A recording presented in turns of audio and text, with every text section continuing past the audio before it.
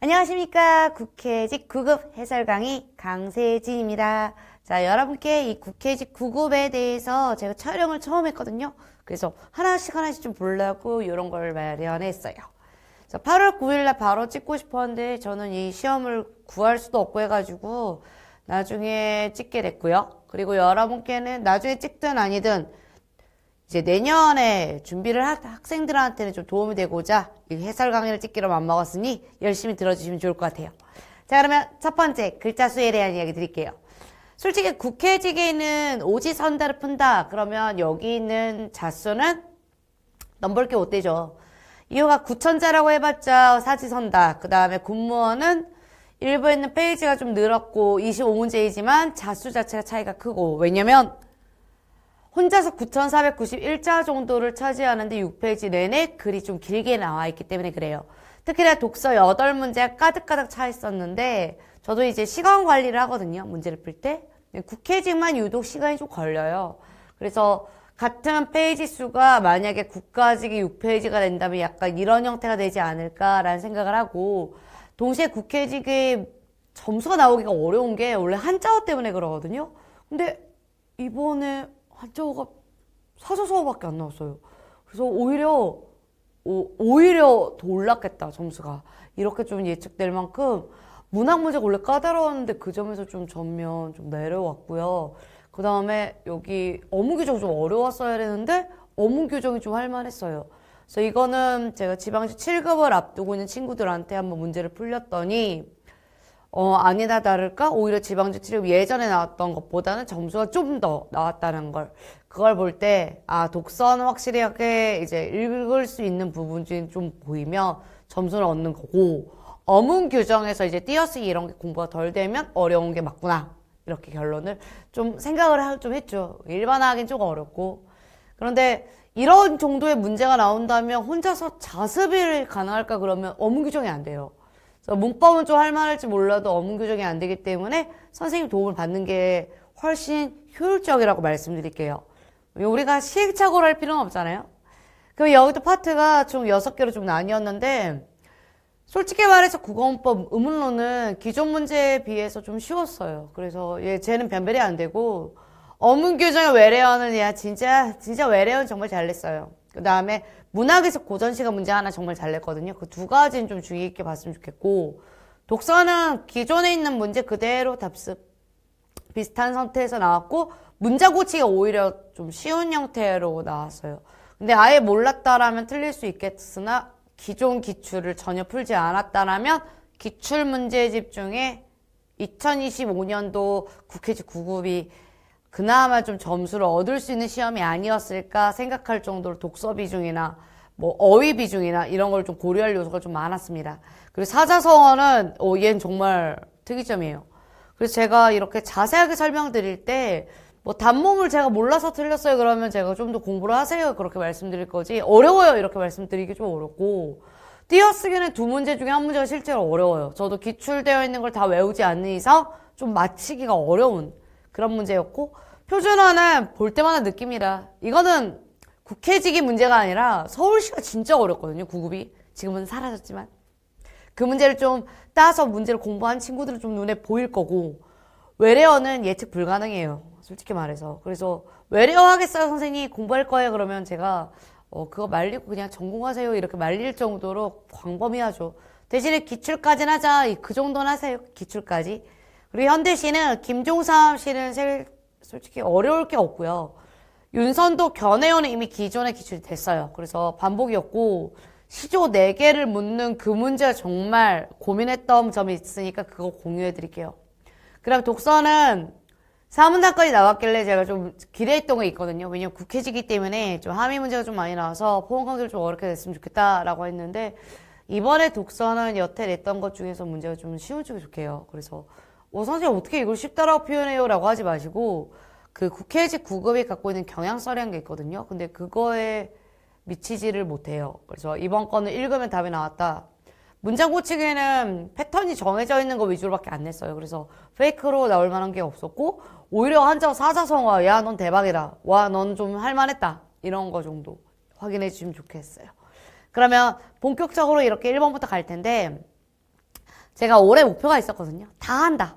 다. 확실하게 한다. 그리고 이걸 좀 기회 삼아서 어떤 준비를 할지 고민을 하실 분들. 그 다음에 상담을 할 때 좀 용이해요. 그래서 여러분 여기까지 하시면 이것도 할 수 있어요. 라고. 그래서 올해 목표대로 잘 진행하고 있으니까 이것도 최선을 다해서 강의하겠습니다. 자, 그러면 여기에 설거지 같은 경우는 그 표준어 표기 중에서 우리가 옛날에 썼는데 그러지 않은 또는 소리 나는 대로 쓰는 그런 개념에서 있는 애들도 있고요. 뭐 표준어랑 좀 섞여 있는 것도 있어요. 그래서 얘는 그런 면에서 이제 거지. 저는 솔직히 비속어로 외웠기 때문에 뭐 여러분들 같이 외워주면 좋고 자장면이 맞냐 짜장면이 맞냐 했는데 둘 다 맞죠 이제. 그리고 난 이거 진짜 너무 어려웠다고요. 왜냐면 문학을 하는 친구들은 다 알아요. 초생달이 있다라는 걸. 그래서 초승달로 고쳐야 된다는 것과 2번은 등굣길은 확실한데 무릎파가 왜 나와요? 무릎파 도서도 아니고. 그래서 여기 무릎. 그 다음에 이제 사골세는 공부하셔야 돼요. 사실상. 왜냐면 표준어에 거의 초반부에 나오는 배치되어 있는 단어거든요. 그래서 안 되고 멍게와 우렁생이는 같이 나와야 돼요. 얘도 그 사투리냐 표준어와 방언에 대한 차이점을 가지고 얘가 맞냐 제가 맞냐 아니야 둘 다 맞다 이런 거에 대표 단어.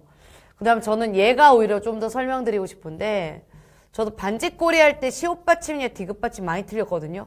그때 바느질 생각하고 리을을 디귿으로 고치는 애가 올바랐어 라고 한 번 더 집었어요. 그래서 얘는 맞는데 바지가랑이라니요. 바지가랑이에서 왔습니다. 그럼 짬뽕 맞고요. 떡만두 맞아서 얘는 지금 우리가 의심은 얘밖에 못하거든요. 그래서 뭐다? 꽃갈. 왜냐면 이 꽃갈이 되거든요. 꽃갈 꽃 덕분에 그녀 과자 이름 때문에. 근데 아래 보시면 우렁사이가 좀 해결되시면 최대값 시옷 적는 거 맞고요. 사이시옷. 귀개는 귀지랑 헷갈리실 거예요. 근데 그게 표준어일 거예요. 대표 단어로 문제가 좀 종종 나왔어요. 그러다 보니 정답 5번 되겠습니다. 그래서 1번에 너무 막강하게 있길래 지금이 해설은 1번부터 하는데 저는 사실 얘가 맨 마지막 문제였어요. 그래서 그런 점을 좀 공유해드리면 이유는 아시겠죠? 괜히 잘못됐다가 시간 많이 쓰고 잘못된 선택할까봐. 그럼 저는 이제 2번부터 풀었으니 2번 확인하도록 하죠. 자, 선생님이 먼저 푼 문제 사실상 얘예요. 왜냐면 서름에 받쳐 있을 때는 누가 봐도 얘잖아요 이런 게 아니라 잘 공부한 애가 먼저 들어가야죠. 그러니 받치다가 먼저 들어갔고 받쳐 있는 게 지워졌어요. 그 다음에 신행의 재미를 받치다가 너무 잘 빠졌고요. 그 다음 마지막에 양산을 받치다라는 글자를 알고 있다 보니 1번을 굳이 헷갈려 할 필요 없이 답이더라고요. 그래서 이건 내가 바로 들어갈 수 있었을까 해서 맥락 다시 봤더니 공부하는 게 맞다라고 해서 공부했어요.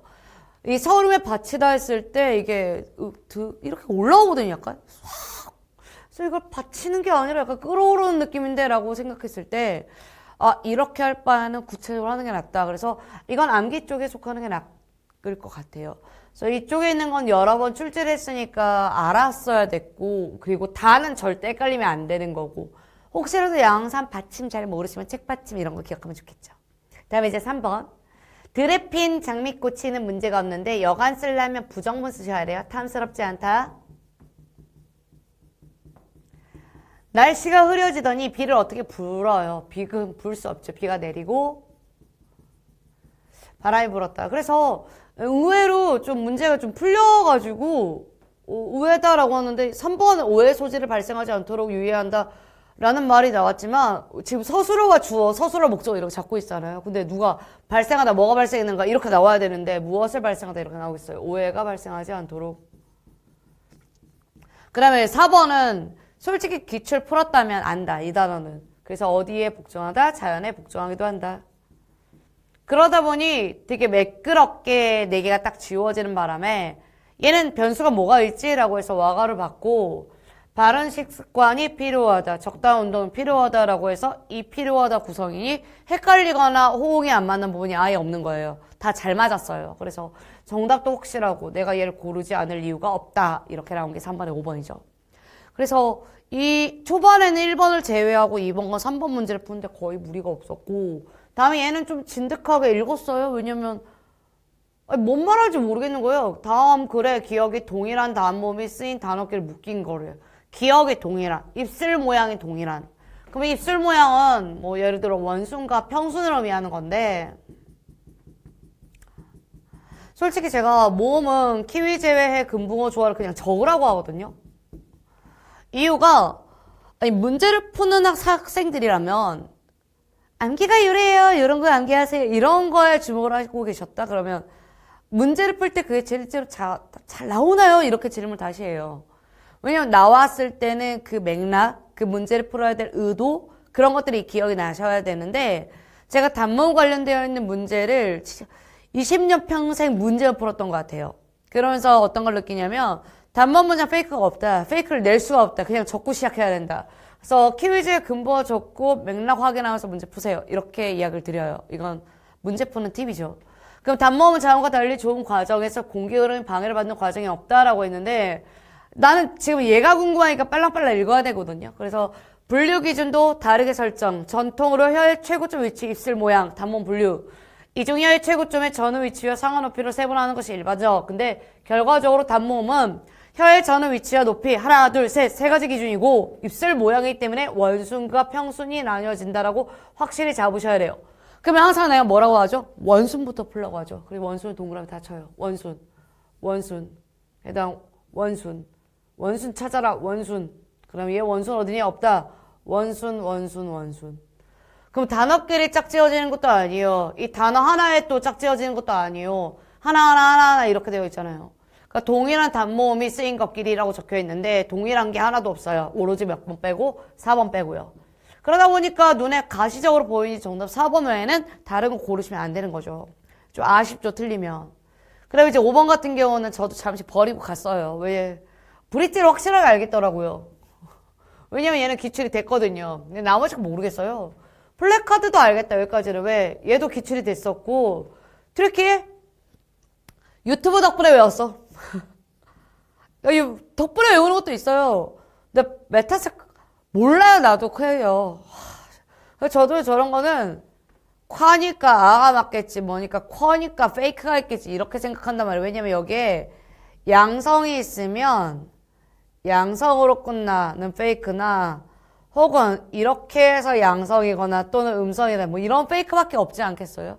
그래서 저 같은 경우는 저런 문제가 나오면 일단 의심하고 봐요. 저게 맞았을 리가 없어. 그래서 커이야 이렇게 외우셔야 될 거고요. 그럼 얘는 기출이 나왔어요. 그래서 사실상 기출 이렇게 고마워가 되는 거죠. 제 입장에서는. 왜냐면 메타색 커이어는 솔직히 되게 냄새났거든요. 그래서 정답 1번이니까 기출 덕분이다. 근데 4번은 내가 확실히 못 골랐다. 이렇게 지워진 게 아니까. 그러니까 제가 이렇게 풀었다는 소리예요. 그 다음에 이제 6번은 맥락을 좀 읽었는데 집 바깥에 누구도 없었다 이 말을 한 거예요. 얘가. 그리고 저기 있는 보기는 하나도 소용이 없어요. 조사를 앞말에 붙였으던 의존명사 띄어쓰던 단위명사 띄어쓰던 두 말을 이어주거나 열거나 한 말 띄어쓰던 성과 이름 붙이던 말든 왜냐면 내가 이 맥락을 읽고 맥락에 따라서 얘네들은 이해를 판단을 해야 되거든요. 그러다 보니까 제가 국회직 공부를 하겠다? 어문교정 하세요. 표준화 하세요. 95가 목적이라면 반드시 하세요.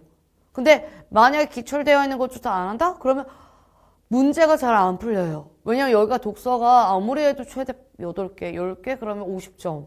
근데 문학이 좀 쉽지 않은 거 나온다? 고정시가 진짜 어려운 거 나올 때가 있거든요. 그러면 뭐 항상 맞았던 점수인데 한 15점? 65점. 65점 내에 나머지 거 점수는 어떻게 얻어요? 그래서 어문교정 안 하면 못 얻어요. 그럼 여기에 밖에는 주로 부정하는 말과 어울려 쓰는 보조사에다 했을 때 붙여야 되는 게 맞는데 저기는 집 밖에 누구도 없었다 해서 바깥에 대한 개념이란 말이에요. 그래서 왜 붙여 쓰지? 라고 생각을 했다고요. 왜 붙였어? 네가. 근데 그가 떠난지? 라고 했었을 때 얘는 띄워야 돼요. 그래서 지가 시간을 나타내는 의존명사 맞기 때문에 제42에 따라 앞말과 띄어쓰기 맞거든요. 근데 이게 얘 때문에 아는 게 아니라 내가 얘를 알아서 하는 거예요. 그래서 정답이 2번.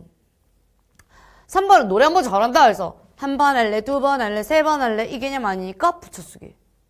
왜냐면 단어가 형성된 거니까. 근데 갑자기 얘가 단위를 나타내는데 빠이어 이렇게 된 거죠. 그럼 과연 이거는 얘를 알고 얘를 알아서 내가 푼 거냐? 그러면 아니요. 내가 얘를 알기 때문에 푼 겁니다. 그러다 보니까 문제 작게 풀어야 된다고 생각을 하는 거죠. 그래서 사과하고 나오면 제 조사거든요. 사과와 귤은 접속조사. 사과면 충분해, 귤이면 충분해. 이걸 이어주는 말이니까. 그러면 이어주는 말이니까 아무 말과 띄었으니 조사라니까요. 이렇게 나오는 거죠. 그 다음에 이제 마지막 그 예상은 박씨다, 박과 가문이다. 가문에 대한 개념은 부르는 말이 아니란 말이에요. 그러니까 띄었을 수 없죠. 근데 어이 박씨 오늘 날씨가 어때? 라고 물어볼 때는 어떻게? 부를 때는 띄죠. 근데 안 불렀어 얘. 그러다 보니까 이 문제도 초반에 푸는데 사실 그 5페이지 남는데 그 남아있는 거 사실 무섭거든요. 시간을 관리하면서 읽어야 되니까. 근데 내가 아는 게 좀 많고 확실하면 문제가 빨리 풀리고 이거는 제 제자들 문제를 풀 때도 많이 경험을 했던 내용이라 전 되게 많이 틀릴 줄 알고 걱정했는데 잘 맞춰서 너무 좋았죠. 그럼 이번엔 7번이죠. 근데 얘가 문제죠. 가는 다 알아요. 덕이 아니라 힘으로써 사람을 따르게 하면 뭐뭐뭐 하여 것과 달리 내심으로 배반한 자가 생겨 마련이다. 그러니까 힘으로 하지 마라. 그게 바로 뭡니까? 얼굴로는 따르는 척, 배에서는 배반하는 척. 그래서 바로 뭐다? 이거 종 따를 종자입니다. 배신할 배자고요. 그렇기 때문에 정답 1번, 2번 중에 하나죠. 교훈연색은 뭐 아첨하는 말을 해야 되고요. 이건 뭐 속에서 뭐래요. 그냥 겉으로 그냥 이거 해야지. 백수봉변은 정말 말이 너무 어려웠어요. 무슨 말이야 싶었죠. 저도 똑같아요. 그래서 음은 다 적혀있는데 뭘까 해서 흰머리? 머리가 흰데 쟤랑 좀 말이 안 맞는 것 같고 북쪽으로 얼굴을 들이민다고? 이렇게. 그래서 봤더니 이제 배움의 길이가 나이랑 상관이 없다 이렇게 너무 좋은 말인 거예요. 이번 기회에 또 외웠잖아요. 저도. 국회 좋아하는 게 항상 배움을 줘요. 그럼 또 배워요? 그리고 이제 마지막이었죠. 그는 가늘지만 길게 처세. 소심의 처세술. 상상구어는 안 돼요. 그런데 왜? 1, 2번이 아니니까요. 그리고 이건 불가능한 거잖아요. 산에서 어떻게 물고기를 구워요. 그래서 물골 호인이냐 한포고복이냐 이건데 와 이건 진심으로 한포고복을 제가 알아요. 그래서 사자성어 진짜 알아야지 문제를 풀 수 있겠구나 이걸 느낀 게 한포고복을 모르는 친구들은 무골 호인을 못 골랐어요. 왜냐면 호인이가 사람을 좋아한다는 느낌을 할 거예요. 뼈가 없는 상태에서 호들호들 이러는 거예요. 요리 붙었다 저리 붙었다 약간 연체동물처럼. 그런데 이거는 뭐 처세술의 달인들이나 할 수 있는 거겠죠. 근데 얘는 그냥 배가 불러서 그냥 배를 이렇게 통통통통 이렇게 때린 건데 행복하죠. 그러니까 전화 몇 번 1번이죠. 그래서 7번 문제 좀 깜짝 놀랐죠. 왜냐면 내가 이건 좀 이야기해 줄 게 있는데 저도 이제 그 OMR 카드 약간 작성하면서 문제 풀거든요. 그러면 1번에 정답 5번이었죠. 근데 제가 1번을 아직 안 풀었단 말이에요. 근데 2번에 1번이 먼저 나왔어요. 그 다음에 그 5번에 1번이 나왔단 말이에요. 이렇게 빈번한 1번이 나오면 진짜 무서워요, 저는. 그리고 7번에 1번이길래 이거 내가 잘못 생각하는 거 아니겠지? 설마 한포고목에 또 다른 생각이 있을까? 이 온갖 잡생각을 어떻게든 지으려고 노력 많이 했어요. 그래서 7번은 알아야 될 거 확실하게 알고 8번부터 이제 본격적으로 이제 시간 관리하면서 문제를 풀어야 돼요. 자, 누군가 나에게 물었다. 시가 뭐냐고. 나는 시이 뭐 때문에 잘 모른다고 대답했다. 직설이었고요. 무교동, 종로, 명도, 삼산, 서울교 앞 걸어가면서 저녁에는 남릉시장까지 가고 빈대떡을 먹을 때 생각나고 있었는데 얘가 자꾸 생각을 하고 있거든요. 왜? 시가 뭐냐고 누가 물어봤잖아요. 그런 사람들이 엄청나 고생되어도 순하고 명랑하고 마음 좋고 인정이 있고 슬기롭게 사는 진짜 나도 우리나라가 따뜻한 이유가 다 이런 사람들이 있기 때문에 그리고 그런 사람들이 이 세상의 알파의 고견 인류고 영원한 광명이고 제일 중요한 거 시인이 누구냐 했을 때 답이 나왔죠. 그럼 1번 구체적 장소 있냐? 있다. 도치 반복 있냐? 이제 마지막에 도치 있잖아요. 반복 당연하고 일상적인 체험을 초월한 시인의 예술적 능력을 강조하는 게 아니고 일반 사람들이 곧 시인이요 대단한 사람이다라고 강조하고 있는 그런 시죠. 그러니 진실되고 착한 사람들을 예찬하고 있는 게 팩트고 물음과 그 물음에 대해 생각하는 과정이 드러냈는데 이게 어려울 게 없잖아요.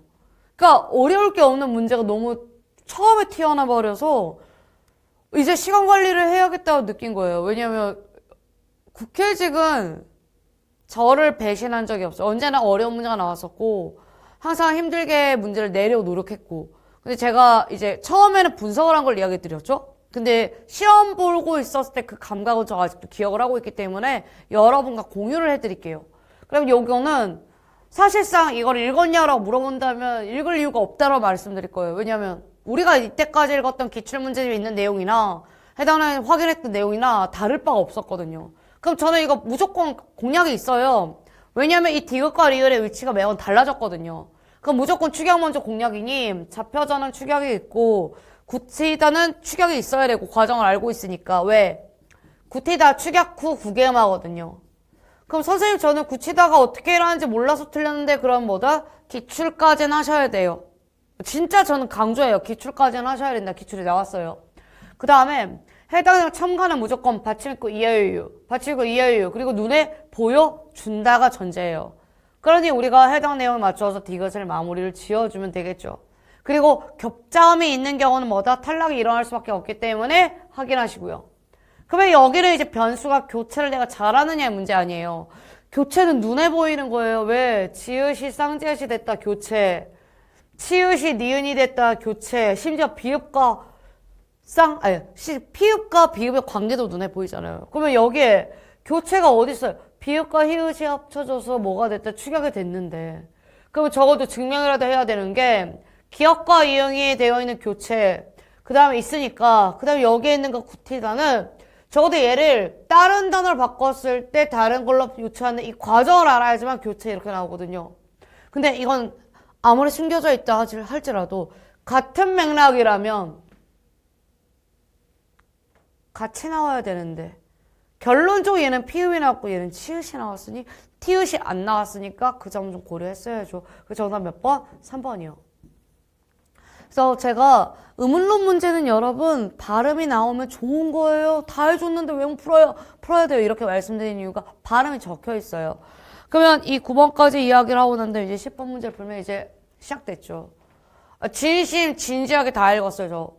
그래서 속도감 있게 읽었나요? 그러면 당연하죠. 문장은 어차피 페이크를 줄 뿐만 느리게 읽는 거거든요. 만약 누군가 자신을 공중부양할 수 있대 주장을 했어. 다른 사람 보면 할 수 없다. 혼자 있을 때만 된다. 이 사람의 말이 거짓이라고 단정할 수 없다. 이런 거. 거짓이 아니래잖아요. 근데 적어도 과학적이지 않다. 이런 건 제대로 읽었죠. 그래야 보편적으로 재현 가능하지 않기 때문에 이유도 확인했고요. 뉴턴의 중력 이론에 따르면 지구 표면에 모든 물체는 1초에 4.5m9m씩 낙하한대요. 이것은 지구상 모든 장소에서 어떤 사람이 하더라도 그러하대요. 그리고 오늘 해봐도 내일 해봐도 똑같대요. 다시 말해 뭐죠? 보편적 재현이 가능하다는 말을 강조하고 있죠. 그리고 이런 의미에서 뭐다? 뉴턴의 이론은 과학적이다와 과학적이지 않다가 비교가 이미 끝났어요. 그러니 결이 이제 같은데 대비가 들어간 거잖아요. 바로 이런 속성 때문에 과학이 예측 가능성을 가질 수 있게 됐고 가장 합리적인 방법론이 있다고 이야기를 했으니 스트레이트로 과학적과 합리론을 같이 빼버리면 돼요. 그러면 우리가 결이 달라졌다라고 한다면 그 주제에 맞춰서 이야기를 나왔을 때 과학이라 할지라도 한편, 다만, 물론 그 지점을 주고 다른 화제를 바꿔버린단 말이에요. 근데 이건 화제가 똑같아요. 요즘은 모두가 자신의 주제에 과학자를 불리게 말한다. 이건 뭐 쓸데없는 말이잖아요. 그럼 많은 학문 분야가 자신의 이름에 과학을 넣으려는 것도 비슷한 이유도 마찬가지고요. 왜? 합리적이란 걸 설명하기 위한 걸 과학을 같이 썼다? 이 말하고 싶은 거니까. 그럼 두 번째는 이제 이 문단 들어왔을 때 저는 얘니까 국회직이니까 고민한단 말이에요.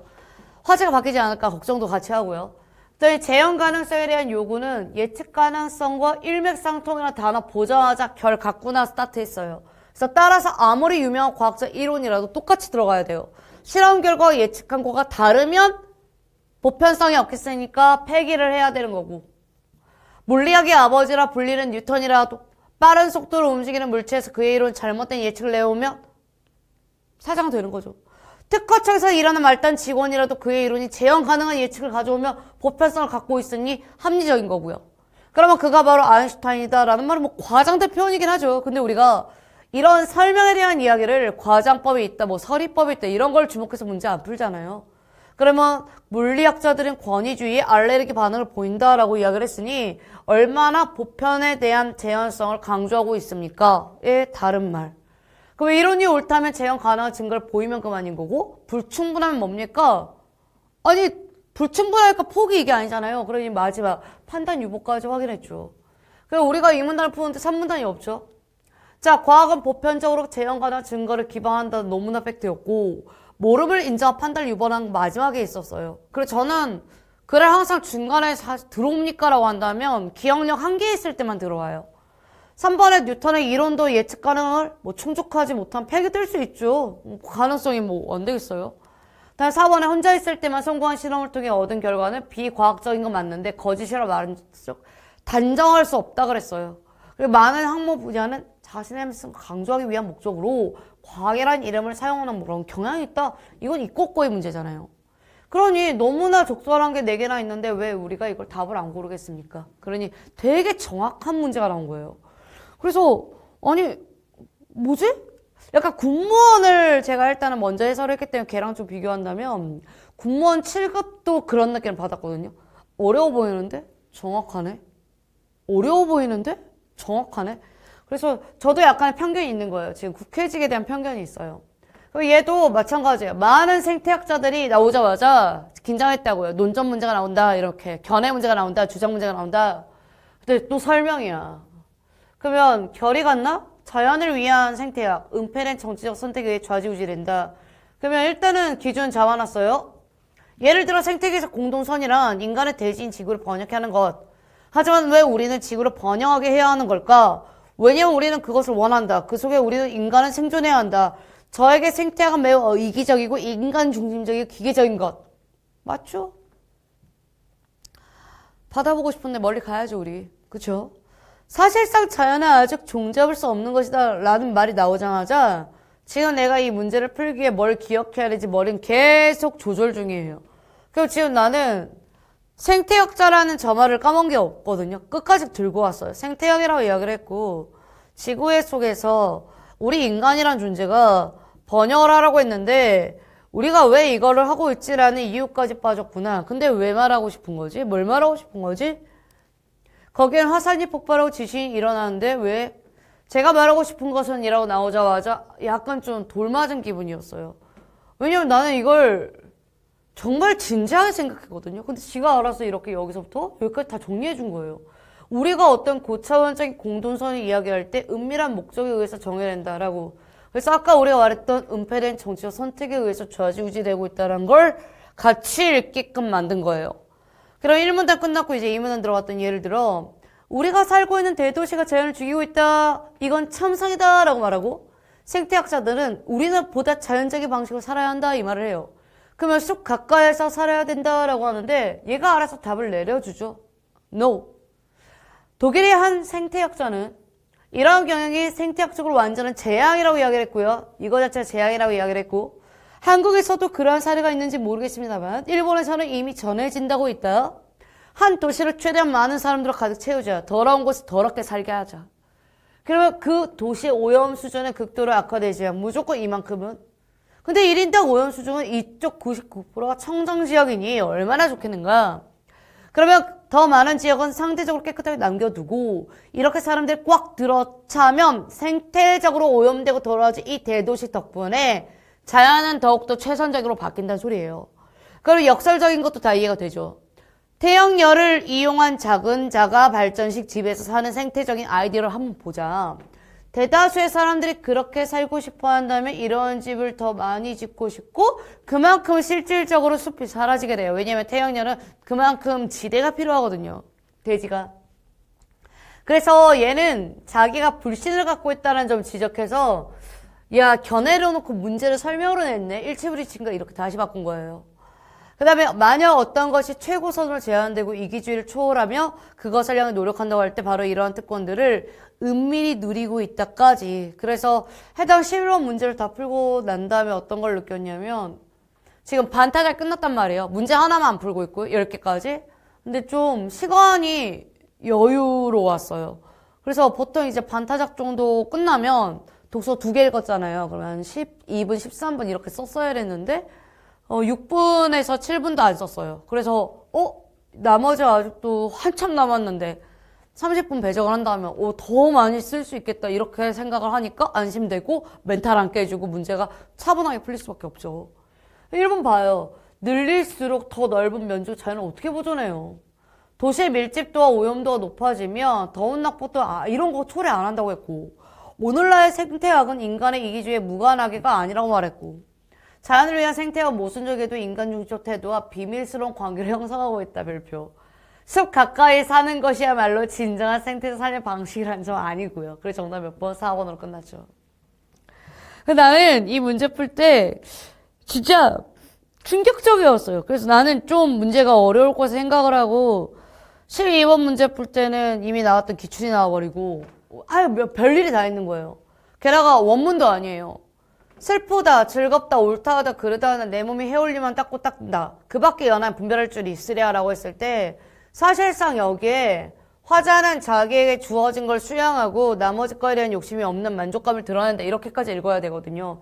근데 개와 관련된 문제가 일단 없어요. 그 다음에 내 일 망령된 줄 내가 안에 모를 순간 했을 때 이 망령된 이 화자는 자기 스스로가 어떠한 것에 대한 불합리적인 것 그걸 되게 잘 인식하고 있거든요. 근데 알지만 내가 어리석게 구는 것도 내가 똑똑하게 굴어도 피해를 오히려 보기 때문에 임을 위한 탓이다라고 해서 되게 겸손한 자세로 자기 자신을 드러내요. 그래 아무가 아무리 일러도 이미 좀 해사려 줬으면 좋겠다라는 이 소망까지. 그럼 여기는 사실상 이미 누군가 뭐 임에게 화자의 태도는 무엇이 나오는가 이런 거 나와줘야 되는데 이 문제가 지은이가 유배되어 있을 때 지은 작품에도 뭐 이런 걸 내고 앉아있잖아요. 어이가 없지. 추성 진호로 밖에 울어 애는 저 시네. 그러면 얘가 어떠해? 마음을 주야에 흘러 임려한 내 뜻을 쫓아 그칠 줄은 모른대요. 그러니까 이 시내의 그 흐르는 마음처럼 임을 향한 마음도 그치지 않는다. 이 말을 강조하고 싶은 거고요. 산은 길고 길고 물은 멀고 멀고 어버이 그립다 했을 때 어버이를 사랑하는 마음은 느껴지지 않습니까? 근데 외기록이가 울고 있는데 어버이가 꺽꺽 이렇게 울고 있으면 환장하죠. 이거 누가 봐도 화자의 감정인데. 그 어버이 그릴 줄 당연히 태어나서부터 아는 거고 임금령한 뜻도 마찬가지다라고 했으니 니은은 임금을 잊으면 그것조차 불효와 같다라고 하니까 마치 부모님은 당연히 불효지만 임금조차 충이 아닌 불효로서의 역할까지 다 들고 있다는 걸 강조한 게 니은이죠. 그럼 우리가 문제를 푼다 해도 기억과 니은 먼저 풀었어야지 중간에 있는 어떤 특징적인 거 푸는 건 솔직히 말도 안 되는 거예요. 그럼 기억이 어버이 마음을 나타낸 은유가 아니고 니은은 춘과 요가 통한다는 게 확실하니까 정답이 몇 번? 2번으로 끝났어야 맞죠. 그 다음에 이제 1번에 서리적 표현이 있는가라고 하면 이시랴 있고요. 지은이가 유배되어 있을 때 모르냐 그러면 솔직히 떨어져 있잖아요. 그러니까 알았어야 되죠. 유추라도 됐어야죠. 자야물과 화자를 동일시한 건 너무나 많아요. 여기 막 신에 나오고 여기에 뭐 외기록에 나오고 그러니까 적절할 수밖에 없는. 그러면 정답 몇 번? 2번밖에 안 나온 그런 문제가 됐어요. 근데 제가 견해어를 이번에 특강하면서 한번 해설을 해드렸단 말이에요. 그래서 이게 또 나올까 했는데 또 나오네요. 세상에 내가 또 나올 줄 모르고 중요한 작품이라 또 했는데 또 나왔군요. 저는 작품을 찍지는 않아요. 왜냐면 문제가 여기가 엄청 심각한 문제가 나온다 그러면 여러분 아무도 못 풀어요. 어떻게 내는데. 빈칸 뚫어놓고 원문에 있는 걸 찾아가지고 그 단어가 뭐냐 이렇게 물어보는 문제잖아요. 그래서 저는 솔직히 고전시가 공부하는데 거기까지 간다 그러면 너무 오반데요? 라고 말씀을 드리는 거고 대신에 선생님 저는 그 오점이 없어서 문제를 틀릴 것 같아 그러면 시간을 할애해야 된다 말씀드리는 거죠. 우리가 이제 다음에는 13번 이런 게 킬러 문제죠. 최근 독감 의시 원자의 2분의 1 가량 했을 때 가량이 틀린 게 아니라 띄어쓰기 문제죠. 가량이 접수한 걸 어떻게 알아요? 왜냐면 붙여쓰기에 대한 개념은 세 가지가 있어요. 어미? 페이크 문제 잘 안 나오는데 그 3음절 이상인가? 그 어미는 진짜 어려워요. 접사? 2음절 이상인가 어려워요. 조사? 당연하죠. 근데 조사가 왜 어려운 줄 아세요?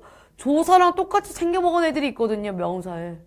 어미가 왜 어려워요? 똑같이 생겨먹은 애가 뭐가 있죠? 명사에 있으니까요. 그거 다 물어봤더라고요. 그래서 이거 다 가르쳐 드려야 돼요. 뭐 예를 들어 바는 뒤에 조사 없지 부처 어미야 이런 거. 자는 저도 기출이 되어 있기 때문에 외웠어요. 진짜 이름절 명사는 너무 어려워요. 왜냐면 이름절 명사 어떤 페이크가 있냐면 얘는 뛸 건데요. 붙여서 해결해야 되는 문제도 있어요. 그래서 아니 얘는 어떨 때 붙이고 어떨 때 띄워야 돼? 난 못해 그런 거. 그래서 그 단어의 의미를 일단 상기하고 외우고 푸는 문제예요. 그래서 일단 둘 다 틀렸죠. 얘도 틀렸죠. 그러면 이렇게 남아요.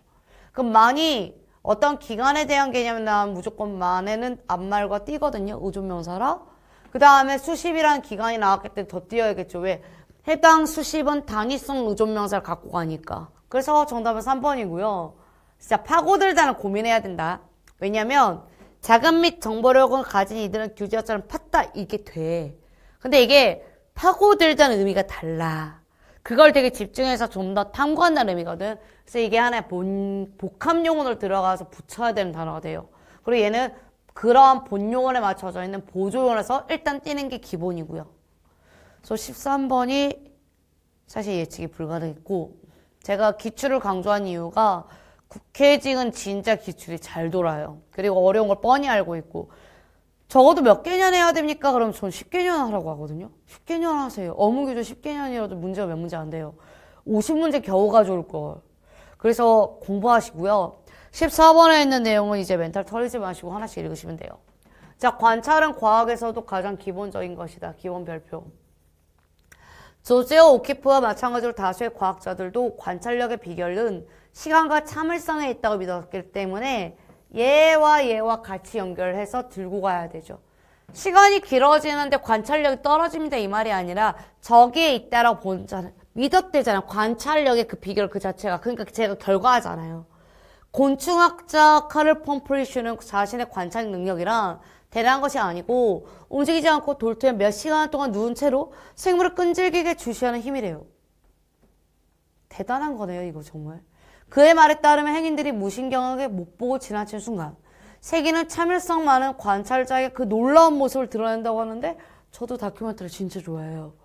진짜 너무 신기해. 꽃피는 모습 보면. 벌이 추는 춤을 언어로 보고 해독한 성과도 그가 가진 관찰의 힘에서 비롯된 것. 동물 심리학자도 마찬가지죠. 콜린스 로렌츠. 나 이 사람 알아요. 진짜 대표 인물이니까. 동물들의 행동을 이해하려면 그 아름다움을 감식할 수 있는 미적 감각. 저도 동물과 함께 살거든요. 그러면 얘네들 행동 패턴이 알아요. 그러니까 제가 오자마자 막 얘들이 버선벌하고 뛰어오잖아요. 물이 없다. 그럼 가면 물이 없어요 실제로. 그러니까 모든 행동들은 다 패턴이 있고요. 배가 걸으면 일단 나한테 안 와요. 그러면 바로 이것이 참을성이란 미덕을 선물하게 되고 그로 인해 동물들로부터 의미 있는 것을 발견할 때까지 끈질기게 볼 수 있다는 거. 하버드 대학의 지질학자 너데니얼 쉘러. 선생님 근데 사람 이름만 체크하고 사실상 그렇게 깊게 안 읽죠. 왜 그럴까요? 결이 똑같아요. 참을성 있어야 되고 관찰. 참을성 있어야 되고 관찰. 그래서 되게 쑥쑥쑥 읽고 있는 거예요 덕분에. 뭐 어려운 문장도 없고. 학생 시절 한 가지 표현을 반복해서 보라는 지시를 받았고 자꾸 보다 보면 눈에 잘 띄지 않은 것들. 물고기 양쪽 비늘 배열이 다르다는 것. 그래서 계속 보면서 느끼고. 그러나 단순히 참을성 있게 보는 것만 끝나는 것은 아니고 무엇을 보는 것, 무엇을 찾는지. 고 생물학자 엘윈 스민서는 화석을 찾아낸 진짜 기술은 빠르고 예리한 시각적 식별. 화석을 찾는 작업이 얼핏 보기에 무작위적이고 평범한 지역에서 질서를 찾아내는 일이기 때문에 와 진짜 대단한 것 같아. 장관 시간에 걸쳐 풍화된 돌들로 뒤덮인 이집트 사막에 이빨 화석 하나가 있다 한들 눈에 잘 띄지도 않아요. 근데 그걸 마치 책 한 권에 단 한 번 나오는 단어를 책자에 휙휙 넘기며 찾는 일과 같을 만큼 대단한 모습까지. 그래서 열대조류 전문가인 그러면 여러분 일찍 읽었으면 그냥 문제 풀러 갔어야죠. 결이 같은데. 근데 저는 해설 강의하는 거니까 마지막까지 읽을게요. 다이아몬드. 현장 탐사 작업을 하려면 먼저 자신 느낀 빠르고 작은 움직임이 새의 움직임인지 나뭇잎의 움직임인지 뭐 이런 거 분간한대요. 대박이다. 숲에서 새를 추적하건 들판에서 공중을 관찰하건 암성층에서 화석을 찾아내건 날카로운 관찰이 가장 중요하다 해놓곤 1번 문제 이렇게 내기예요. 참을성 있는 관찰은 과학적 성과에 충분은 없을 수도 있어요. 반드시 있어야 되는 건 필요 조건이죠. 그래 필요 조건이 그래서 바탕이고 충분히 안에 들어온 거잖아요.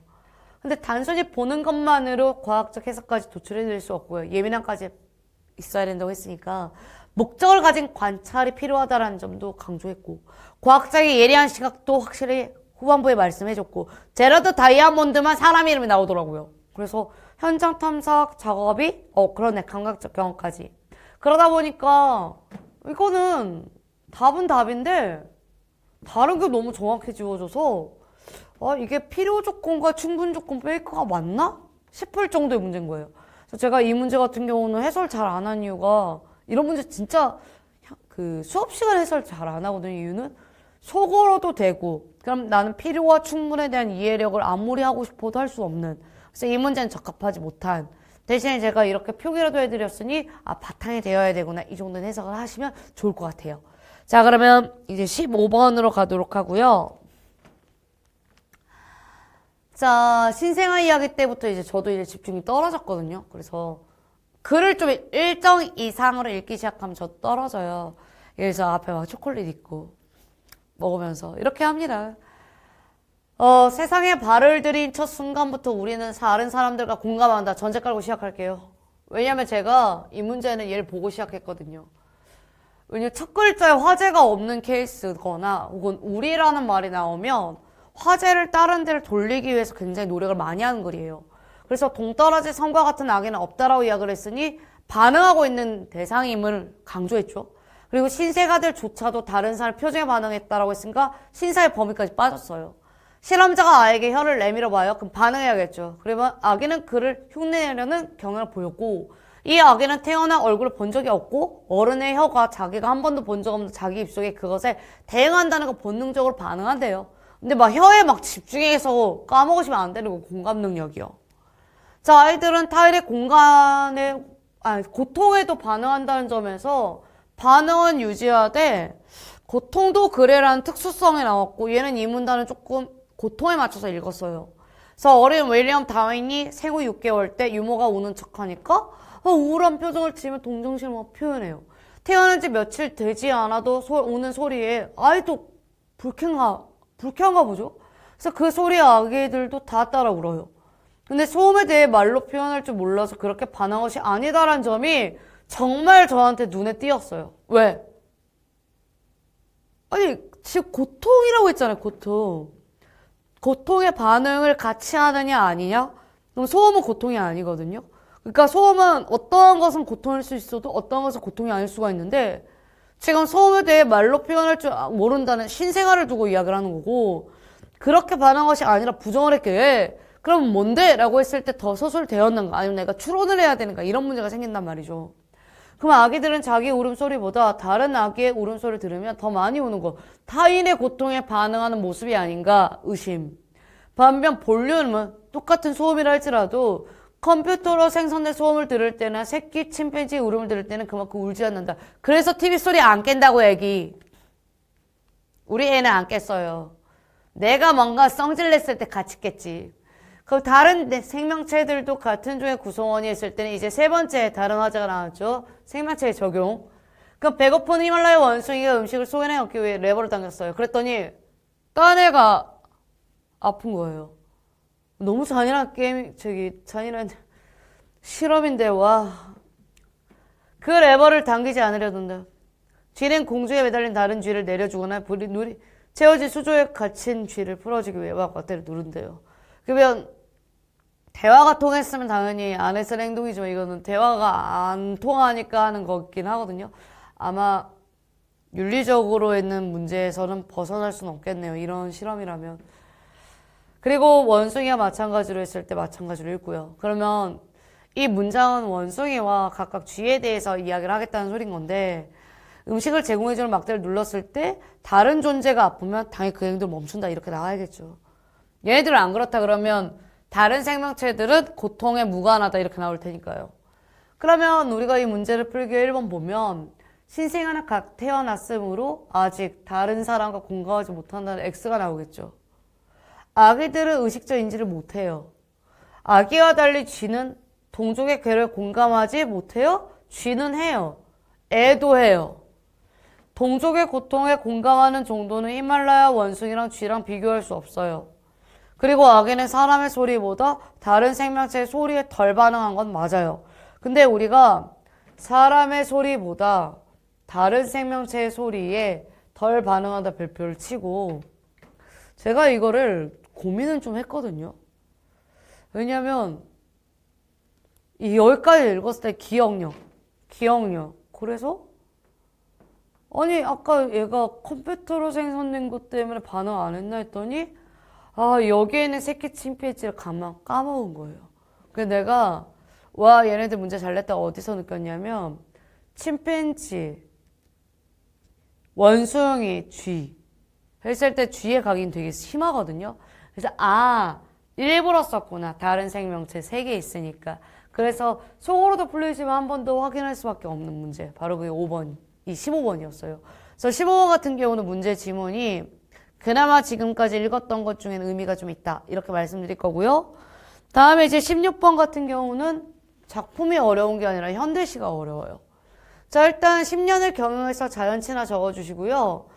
아주 이쁜 3간 3칸에 있는 초가집에 나도 하나, 달 하나, 정품 하나 이렇게 열심히 잘 맡겨두고 강사는 드릴 데 없으니까 둘러보고자 하는 별장 되겠습니다. 그러면 이제 산 딱 튀어나오니까 1번 체크하신 분이 계세요. 이거는 봄이라는 특수 공간에서 벌어진 일인데 이게 방모월이라서 봄의 아름다움만 찬양을 해야 됩니까? 라는 의심이 일단 들어요. 요거는 그래 저한테는 좀 세모였어요. 그 다음에 2번은 죽는 날까지 하늘을 우러러 한 점 부끄러움이 없다란 말에 자기 성찰적 시기 때문에 자연치 나오는 거리가 너무 머니까 얘 절대 답으로 해서는 안 되죠. 그리고 구름이 꼬이는데 갈 일이 있어. 새노란 공짜로 듣고 강냉이 이거 먹자 그러면 여기가 확실하게 탈속적 속성이 되게 강했어요. 저는 1과 3을 남겨놨다. 그리고 고향에 돌아와도 그래도 고향이 아니니까 고향의 상실감. 왜냐면 그리움은 상실감과 동반해요. 우리나라에서 고향에 돌아왔다. 저는 성공해서 돌아왔습니다. 그런 시가 없기 때문에 상실감과 슬픔을 동반합니다. 사랑한다는 말을 이 한마디는 내 이 세상 온전히 날 떠난 뒤에 남을 것. 잊어버린다 못 잊어 차라리 병이 되어도 얼마나 위로야. 그러면 이건 사랑과 슬픔에 대한 이야기잖아요. 그럼 다시 1번을 가서 이제 고민했어요. 산, 구강산, 보랏빛 찌는 서역산, 돌산, 산도화가 두어 송이송이 버는데 봄눈 녹아 흐르는 옷 같은 물에 사슴이 씻고 있는 장면. 자연만 나와 있음. 화자가 즐기는 태도가 없음. 3번 구름이 꼬인다 갈 일 있어? 구름 있음. 새 노래는 공으로 들을래요? 새 노래 있음. 강냉이 먹을 거 있음. 함께와 자셔도 좋음. 왜 사냐 우음. 다시 말해 화자의 태도가 나옴. 그래서 정답이 3번인 거예요. 왜냐면 유사한 정서라고 이야기를 했을 때는 진짜 어려운 게 상징성으로 들어갈 수 있느냐 마느냐 문제인 건데 이거는 공부를 해야지 알 수 있고 태도 면에서는 진짜 즐겨야 돼요. 그래서 그런 점을 짚은 단어로서만 답이 되니까 1번 고를 수 없다라고 말씀드릴 겁니다. 그래서 이의제기 신청하신 분이 계시길래 이의제기 할 수 없습니다라고 제가 정중하게 말씀드렸거든요. 할 수 없는 건 존재합니다. 자, 이번엔 17번 가죠. 디아스포라. 나도 처음 보는 거니까 정의 읽었어요. 그리스어에서 온 말 분산 이산 터진 사람 독해됐고요. 전에는 팔레스타인이 밖에 있는 유대인 축소, 요즘은 확대, 전쟁이나 식민지화로 인해 고국을 등져야 했던 백성, 그 후손들의 총친. 다시 말해 우리나라도 있죠. 왜냐면 식민지 때문에. 전쟁도 있었고. 자, 우리 민족의 경우에도 이른바 코리안 디아스포라가 있고 해외 동파가 당연히 있겠고 대표적으로 우리 근현에서의 고통스러웠던 전개 과정에서 원하지 않게 중국이나 일본, 러시아 등지로 떠나야 했던 이들과 그 손을 들 수 있다라고 해서 예시까지. 그러면 일단 결은 다 같아요. 디아스포라에 맞춰서 나왔으니까. 자, 이 문단. 어떤 공동체이든 어쨌든 언어 사용 문제는 각각 그 공동체의 정체성과 맞물려 있음. 한국어. 디아스포라의 경우는 더욱 그럴 수밖에 없는 게 왜 언어를 2개 써야 돼? 일찍이 해외 우리 동포들은 공동체 내부에서 한국어, 공식적으로 대의적이면 당연히 한국어 아닌 그 나라 말 이렇게 사용해야 되는 이중적인 부분. 그런데 세월이 흐르면서 1세대들의 수가 점점 줄고 왜냐면 죽었으니까. 생존을 위해 현재 언어를 적극적으로 수용해야 하는 상황이 맞물리자 해외에 거주하는 한민족은 한국어를 전혀 구사 능력을 갖출 이유가 없죠. 근데 아까 무슨 이야기를 했죠? 언어는 그 사회 공통체와 관련되어 있고 정신과 관련되어 있음을 강조했잖아요. 그럼 일단 이 문단은 이 공동체와 언어와 정신 상계에 대해서 일단 알 수가 있어요. 3문단 언어가 의사소통의 수단이면서 정서, 감정, 문화, 사상을 담는 그릇이라고 일단은 이 문단을 전제를 깔고 들어갔는데 다중언어 사회 언어 문제는 빠른 속도로 다문화 사회가 된 우리 사회에서도 굉장히 매우 중요하다라고 역으로 인지를 시켰죠. 그러면 이거는 우리가 논점을 어떻게 생각해야 돼요? 디아스포라 우리가 나가는 것도 있겠지만 우리 안에서도 있구나. 왜냐면 우리가 해외일 수가 있잖아요. 관점이. 그 점을 짚고 있고요. 국제결혼이나 취업 등의 이유로 우리나라에 온 많은 외국인들 입장을 봐라. 다중 언어 상황의 문제점을 갖고 있으니 그 사람들한테만 무조건 한 공동체이니까 라고 이야기를 하려면 우리나라 언어만 배우세요 이렇게 할 수 있지만 그들도 그들의 문화의 공동체가 있을 거 아니에요. 그러니 모두가 한 공동체의 일원이라는 인식을 바탕으로 문제를 디아스포라에 맞추어서 슬기롭게 해결해야지 한 언어만 강조할 수 없다라는 점을 입장을 고려한 글이었어요.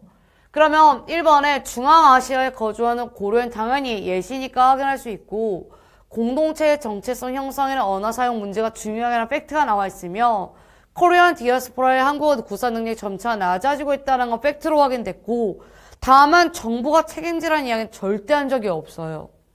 그리고 마지막에 이주 노동자가 한국에서 겪는 언어 사용 문제를 판단하는 건 마지막에 문제로 인지되어 있고요.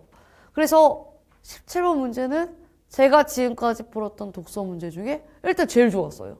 디아스포라 정의 나왔죠? 이런 것들이 꺾는 거거든요.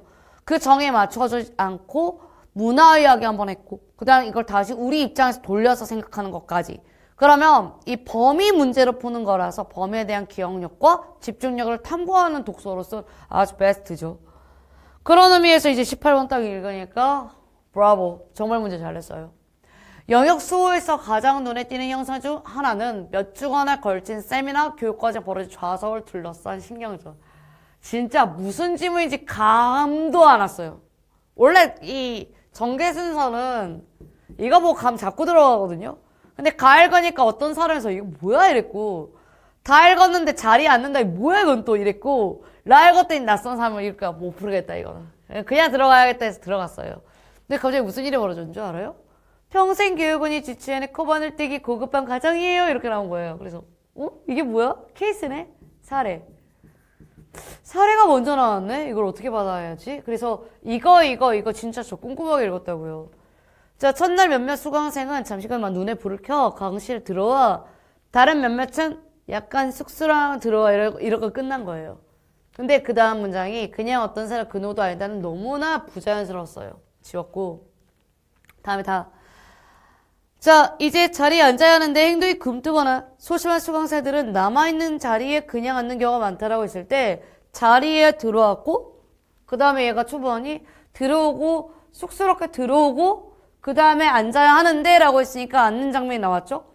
착석하자마자 어깨에 벗겨진 외투는 의자에 펴지고 이 자리에 임자있다는 표시고 여성들은 의자 한쪽에 핸드백을 걸어놓는 상황을 묘사한 거예요. 그래서 나오는 것도 되고 이렇게까지 뒤까지 빠져야 돼? 근데 이건 진짜 이상한 거예요. 왜냐면 케이스로 끝났는데 결말을 짓는 케이스는 거의 없거든요. 그래서 이 마가의 위치가 진짜 궁금한 거예요. 제 입장에 왜 마가가 연속으로 3개나 나왔단 말이에요. 그래서 다 마가가 만약에 연결진다는 가정을 둔다면 해당 내용에서 문제 풀 때 연결고리가 자연스러울 거 아니에요. 제가 라를 읽었어요. 얘 먼저 읽어야 되니까. 인간은 낯선 사람과 최대한 빠른 시간에 친숙해지고 싶어 한다. 위의 경우에는 이라고 나왔길래 라는 절대적으로 같이 연결 못해요. 그리고 얘는 위의 경우로 나와야기 때문에 우리가 얘에 대해서 이야기도 할 수가 없어요. 근데 어떤 친구가 질문한 게 있어가지고 제가 이쪽 가능성 좀 열어놓고 시작을 할 테니 제가 라는 잠시 펼쳐놓고 새로운 강의실과 수강생들 될 것이다.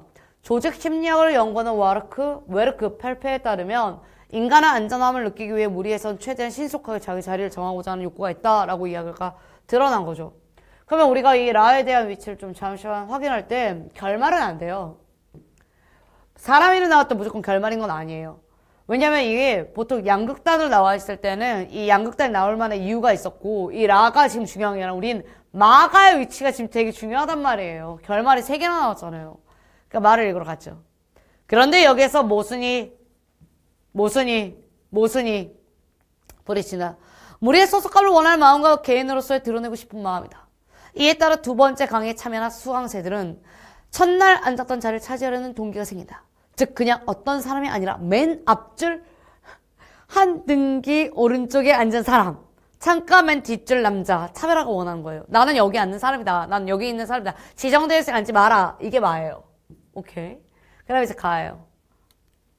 그냥 어떤 사람은 누구도 아니다. 확실하네요. 여기 어떤 사람 계속 인지시켰으니까 확실하게 마가는 연결될 수밖에 없는 거고 그 과정에 우리가 나의 위치와 나의 위치, 다의 위치를 잘 잡지 못하면 큰일 나는 거죠. 그래서 여기에는 가 읽었던 결론 뭐다? 그 무리에 속하는지 여부는 아무도 알지 못한다. 지칭된 명칭에 칭언가라고도 여겨지는 사람은 그 위상이 애매해진다. 텔레비전의 토크쇼를 보더라도 개성있는 패널들로 채워져 있는데 이는 우연이 아니라 제작진의 세심한 의도 아래서 구성된 것이다. 그러면서 마지막에 약간 좀 흘렸죠. 그러나 우리는 이 마가는 절대 뗄 수가 없어요. 이거 어떤 사람 완전히 이어져 있으니까. 그러니까 떼어져 있는 너희들은 사라져야 되고 우리 이거 배치하러 갈 거예요. 자, 그럼 우리 읽을까요? 일주일이 지나 수강 둘째 주. 다나의 연결고리를 찾았어요. 다나가 뒤집혀 있어요. 중간에 있어요. 그러니까 전화 몇 번? 2번으로 끝났죠. 수강생들의 움직임 확인이 빨라졌고 투둑, 총총걸음. 이름표가 붙은 책상을 찾아가는 것도 더 신속 정확. 그러니까 우리가 마지막에 읽었던 그 결과물의 구체적 사례가 앞에 있잖아요. 그러니까 헛갈려서 그러는데 저번 주에 이 자리가 제 자리였나요? 막 이렇게 말을 해요. 뭘 그러든 뭐라든 뭔 상관이에요? 라는 질문에서 스타트가 된 거예요, 이거. 그러니까 이제 라의 인간은 낯선에서 벌어져야 되는 것이 있는데 중요한 거는 무리해서 끼고 싶은데 그런데 모순이 개성을 드러내고 싶어하고 그 개성이 어디다? 되게 잘 짜맞춰지는 프로그램에서도 발견된다. 그게 바로 정답이다 보니까 2번으로 끝났죠. 그리고 제가 왜 18번 대박이냐고 하냐면 이제 마지막에 19, 20 남겨놨잖아요. 이거 앞에 시간적 여유가 없었으면 이거 짜맞힌다 한번 검토할 시간이 없어요. 그래서 여유를 두길 잘했다라고 말씀드린 이유가 이 가나다라 패턴은 자신 있게 풀지 못하는 이상 항상 힘들어했다는 거 꼭 기억해주면 좋고 시간이 들기 때문에 보통 2분이면 풀거든요. 근데 검토하시는 분도 똑같이 2분이 걸려요. 그래서 시간 관련을 좀 관리를 하면서 문제 푸는 법이 좀 습관이 돼야 나는 여기서 그냥 들어가서 검토할 거 이게 나오는데 이게 흐지부지 하시는 분은 그냥 연장하시거든요. 그 점만 좀 조심하시면 좋을 것 같아요. 자, 이제 마지막 지문이 19번과 20번으로 문제를 풀고 마무리를 짓도록 하죠. 자, 윤리적 소비란 소비자가 개별적 도덕적 신념을 가지고 인간 사회 환경에 대한 사회적 책임을 실천하는 소비 행동. 정의. 그러면 이런 거 중요하잖아요. 도덕적, 사회적 책임. 소비자가 소비를 할 때 개인의 사적인 이익만을 생각하면 무조건 싼 거. 자신의 소비가 이웃사회 환경 등 더 넓은 범위에 영향을 미친다고 생각을 하면 나쁜 기업은 사면 안 되는 것. 의사결정을 내리는 것을 말하는데 윤리적 소비는 구매 의사결정뿐만 아니라 궁극적인 일상생활 전 과정 불필요한 소비를 줄이고 간소한 삶을 지향하고 절제하고 나누고 이런 삶을 실천하다고 했으니 같은 결이 여러 번. 그래서 마지막 거는 진짜 수월했어요. 그 결이 다른 게 없어. 인간 사회 환경의 지속 가능성을 구현하는 소비 실천 행동. 같은 말의 반복. 최근에 있는 일이에요. 산업화 이후에 경쟁적인 경제 발전으로 인해 지구의 기후변화가 있고 자원 고갈의 문제가 등장함에 따라 지속 가능 발전이 전 세계가 달성하는 인류 공통의 과제다라고 했을 때 결이 같으면서 추가가 붙은 거거든요. 그럼 이런 지속 가능 발전을 실현하기 위해서 우리는 뭐 어떻게? 당연히 윤리적 소비를 관심을 높아져야 되는 거고 윤리적 소비를 실천하고자 하는 의지 또한 높아져야 되는 거죠. 그러니까 1문단과 2문단의 결이 뭐 엄청 다른 건 아니에요. 추가가 있을 뿐이지 전 세계가 다 같이 하자. 그래서 윤리적 소비는 제품의 생산, 유통 과정에서 나타나는 여러 비윤리적인 문제를 고려하고 지구환경 문제를 최소화하고 소비 실천 운동이고 윤리적인 소비에 대한 관심이 높아진다는 것은 곧 윤리적 경영을 이끌게끔 만드는 거랑 똑같고 그런 걸 실천하는 제품일수록 선호한다는 것을 의미하죠. 그래서 따라서 기업이 지속적으로 성장 발전하기 위해서는 윤리적 경영을 실천하는 것이 필요하다는 걸 강조하기 위한 서로가 서로한테 연결고리가 있다는 점을 강조하기 위한 게 이 문단이에요. 그래서 생산 주체와 소비 주체의 만남인 거죠. 근데 화제가 바뀐 건 아니에요. 왜 이처럼에서 이미 한 번 더 집어버린 게 이처럼은 같은 계열 아닌 문장을 안 쓰거든요. 그래서 현대 소비 사회의 다양한 문제를 해결하는 대안적인 소비 행동으로 또 반복이야. 환경 오염, 빈부격차, 삶에 대한 불만족 등 현대 소비 사회의 주요 문제를 개선할 수 있다.